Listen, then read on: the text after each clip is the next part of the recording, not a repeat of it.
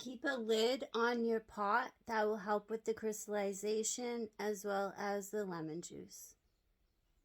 So in here I have some cinnamon, some nutmeg, some brown sugar, a little bit of white sugar, and the juices that were drained from the apples from sitting out for a bit, and I am cooking them until they are nice and tender.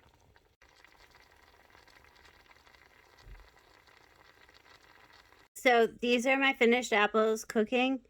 They've been cooked. I added 2 tablespoons of butter and 2.5 tablespoons of cornstarch to this, and I will add it to the pie crust. This is my salted caramel apple pie. This is after I made it last night and my fiance ate it.